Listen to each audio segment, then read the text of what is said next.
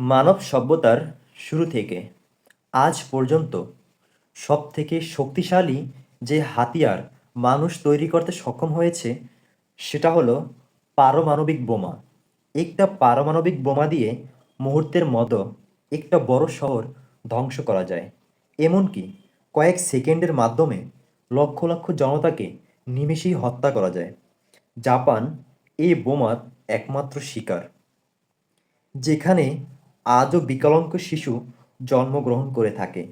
তবে আপনি জানলে অবাক হবেন, এই পারমাণবিক বোমা এই বিশ্বের শান্তির একমাত্র কারণ। এই বোমা আবিষ্কার হয় দ্বিতীয় বিশ্বযুদ্ধের শেষের দিকে।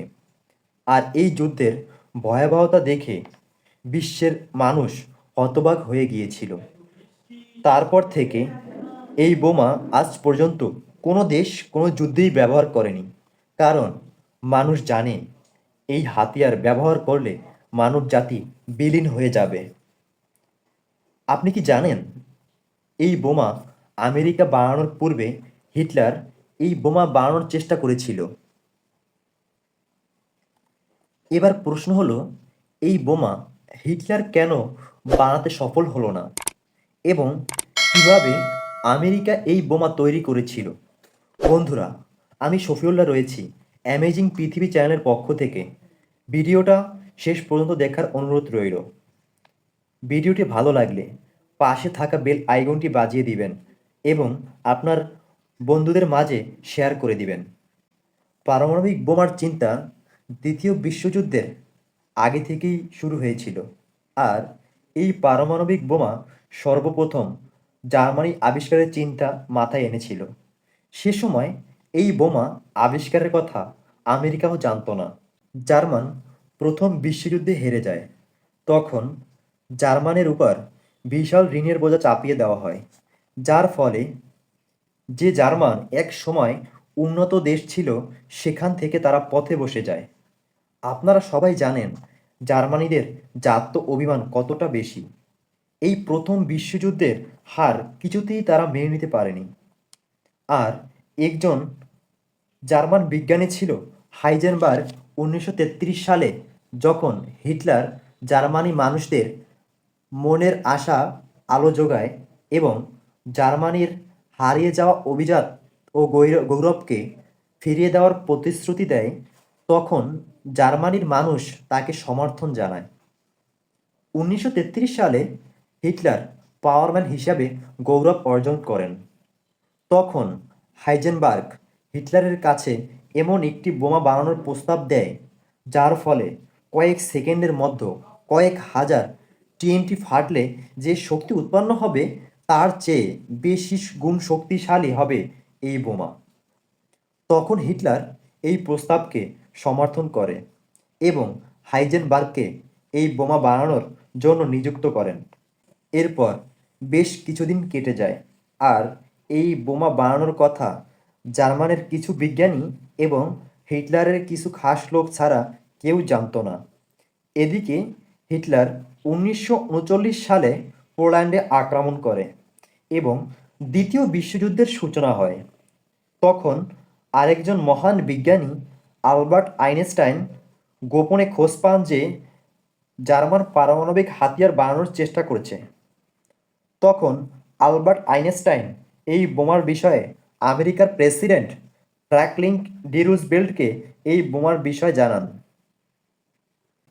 আলবার্ট আইনস্টাইন তখন আমেরিকার প্রেসিডেন্টকে আরও জানান, যদি এই বোমা জার্মানিরা আগেই বানিয়ে ফেলে তাহলে জার্মানিদের যুদ্ধে হারিয়ে দেওয়াটা অসম্ভব হয়ে পড়বে। সেই সময় আলবার্ট আইনস্টাইনের নাম সারা বিশ্ব জুড়ে ছিল। ফ্র্যাঙ্কলিন রুজভেল্ট বুঝে যান আইনস্টাইন যখন বলছেন তাহলে এই কথার গুরুত্ব অনেক বেশি।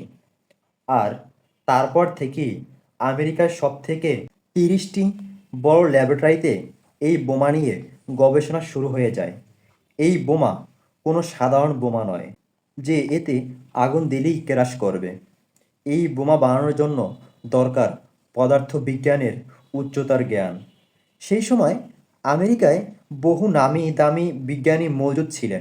এমনকি আইনস্টাইন নিজে বিজ্ঞানীদের বিভিন্ন থিওরি দিয়ে সাহায্য করেছিলেন।